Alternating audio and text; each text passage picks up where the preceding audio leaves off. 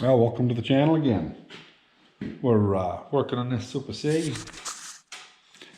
I've got one of the new Woodruff keys that I just put in yesterday right up here.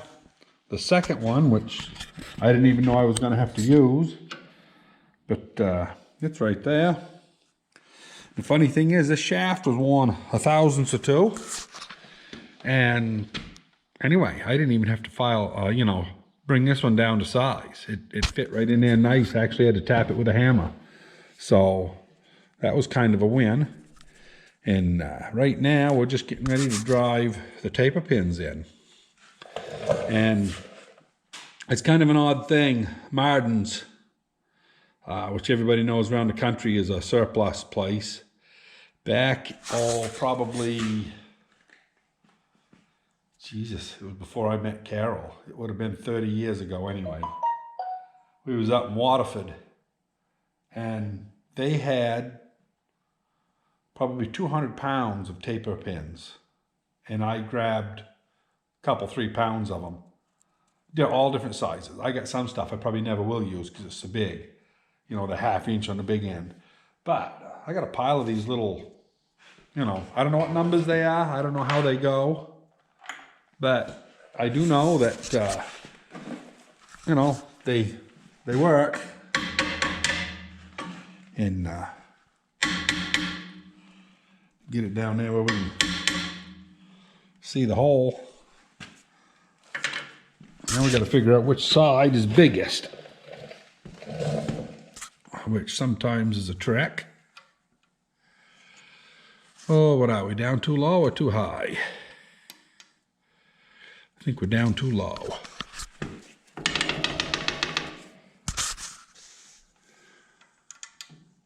Huh. Well, I gotta have 2 hands here for a little bit. I got that one in off camera. This one here, I've been frigging with it, and I think it goes from the bottom because it goes in further without tapping it. Maybe not. Seems like it went right up solid. Huh. Yeah, let's see how far, we're right at the edge there, so maybe it's just got to be picked up a little bit. Anyway, we'll hustle with it a little bit. There we go.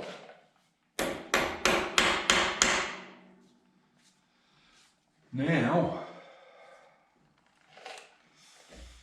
what we're going to have to do is drive that and then cut it off.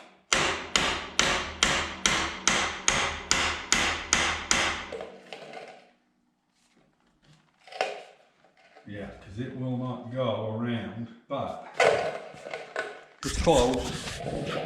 That's as far in as I can get it. It would have been nice if it would have been on top. I might have been able to drive it a little further. Oh, I guess maybe I can get it if I force it a little. It's tight. There we go.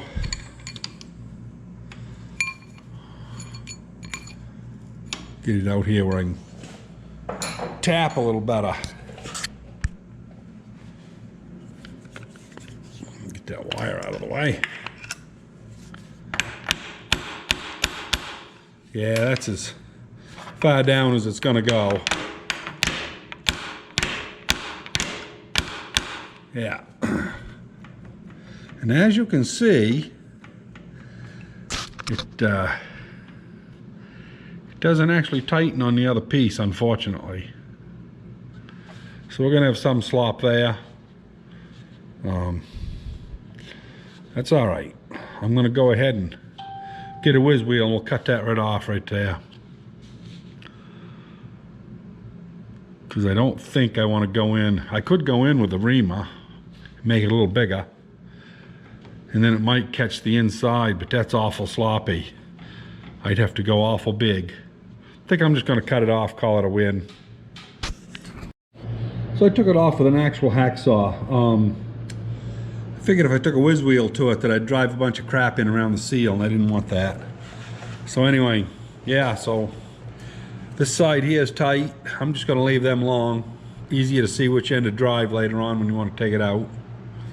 And all I got to do now is drive this back. The steering is hooked up.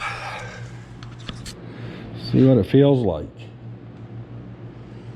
Wow. Man, that is smooth as glass. Yeah, there's a little bit of slop right here. That's the only slop I've got, but I'm gonna live with it. I think we've got our front end pretty well tightened up. So I'm gonna move on to doing some of the electrical, I think, today. Well, I decided I was gonna run some wiring. So this here, of course, just stuck up in here. I don't have nothing finished on it yet. But this is where it's supposed to be hooked. It's good and tight so nothing will chafe. Yeah, I can talk. I came out, this is supposed to go down through here according to the drawings. But I'm gonna feed it back out around the back like so. Lot less chance of it chafing. And I'm probably gonna bring this black one.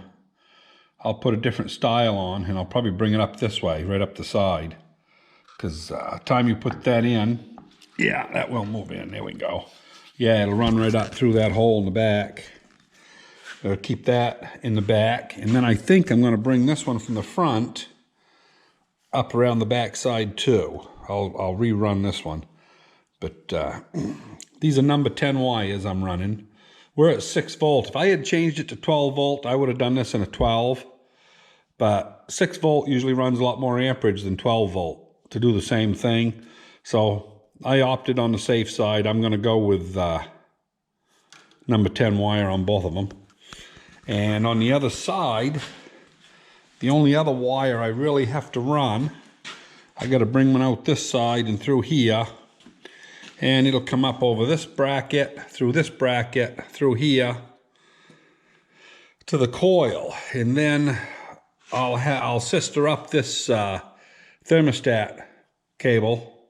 I'll sister it up right with the wire to come back in and go into the gauge cluster. So that's what I got planning on right now. Didn't get a whole lot done today. We put firewood in and just did all kinds of different stuff. Got a funny story though, I'll tell you. So anyway, I'll tell you this funny story about using this tractor when I was a kid. We used to pull a New Holland 77 and the hay baler. For those of you who don't know what it is, you can look them up on YouTube. They're big old beasts. They weigh about 3,000 pounds. And they're really too big for a Super C, but you know, my father placed down in Wyndham called, I'm drawing a total loss of the name of the place. Don't matter. Anyway, my father was looking for a hay baler and went down and he knew that he had this 77 sitting there not being used. And he says to him, he says, any chance you'd sell me that hay baler? Well, my father was, everybody in the country knew him because he ran the road grader all around the state. That old farmer says, well, he says, no, he says, I won't sell it to you. He says, but take it home and use it. And he says, if we ever have to have a spare, he says, we know where it is. He said, you can just keep using it. And he said, we won't worry about it. So that was, Jesus, 1970, you know, 50 years ago. And needless to say, that machine's gone now. I mean, it finally went out of time one day. And, well, I say it went out of time, the latch failed on the plunger. And when it did, it stove up the knotter, stove up all the fingers, and bent the plunger rod that went back. I mean, it had a good wad of hay there ready to go, and everything was in there, and it just, yeah, wasn't good. So anyway, but I'll get back to the story that I was going to tell you. We was hanging, and we had a 70 Chevy. And we was pulling a 2-axle trailer behind it. We was picking up the hay with it. My father was baling, and he had a 1951, I think it was, 50 or 51 stub nose, Ford stub nose. And it was shortened right up. My father used to move buildings. And had a 5th wheel on the back, and then a pintle hitch on the back of that. And guys from the back of the cab to the back of the truck. Maybe 6 feet. It was just a little short truck. But it worked good in the field because you could, you know, just like farm tractor, you could maneuver right around. So my father had stopped for lunch, and that old Wisconsin on that hay baler would never start when it was hot. Start slicking a whistle, but he knew he was just going to have a hot dog when he was going right back out. My mother had them all ready, you know. So he stopped up on top of the hill. I was coming up on the lower side there, and I stopped the truck. Father kind of come down off the hill a little bit. We're talking 300, 350 feet between the two vehicles. Well, I don't remember why.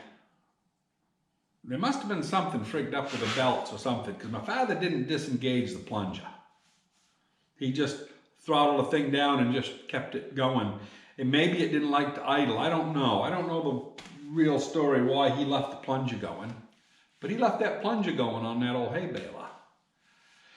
Well, Jesus, we was almost back to the truck. And you know how you think things are changing in your ears? Well, my father's, Christ, that sounds like that baler's moving or something, you know. He said something, and we quickly turned around. It was about 20 feet from the pickup, coming down over the hill, and it struck right in the driver's door of that 70 Chevy. And the funny part of it was, by the time we got there, it had batted it probably 30 times, because every time the plunger would go, that whole truck would rock right back and go right up and hit it. Stove that door all up. Kind of a funny thing, though, how that happened, you know. You think of stuff like that, but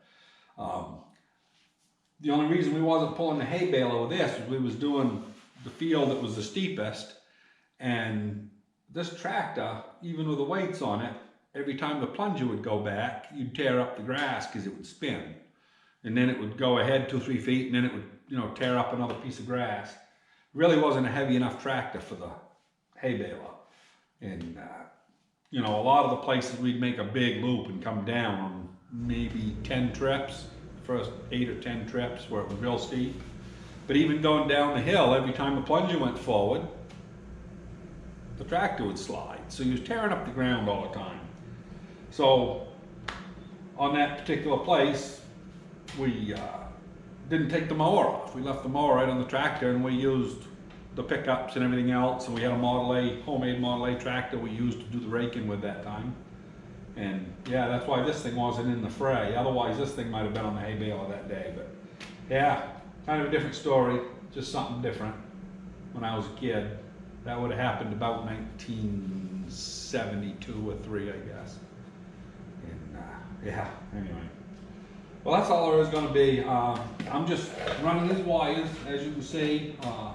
And I am using, you know, this is out of the owner's manual. You know, I took this and plasticized it there so that it wouldn't get all crap. But yeah, this here is supposed to go down through that middle there, like I said, but I'm bringing it, I folded it and brought it back, gonna bring it in there. Everything else is run the way it's supposed to. And anyway, tells you where everything goes to here. Pretty good little thing there in the owner's manuals. Yeah, when we're all said and done, this is what I ended up with. And this is the only one. I was going to go through the back with it, but you know, there's a lot of close areas here that stuff can chafe, and I decided that even though I don't like it out on the front because you can catch brush and stuff on it, I'm going to leave it on the front. I really don't know even what the book was supposed to, how it was supposed to be run. Let's see if we can make it out. Yeah. See, this one here is a little different. They're showing it going up from behind, but the actual regulator is shaped a little different on this one. It doesn't have anything out on the front. So anyway, that's good we're going to do. Keep safe, everybody, and don't hesitate to hit the like button and subscribe. We'll talk to you on the next one.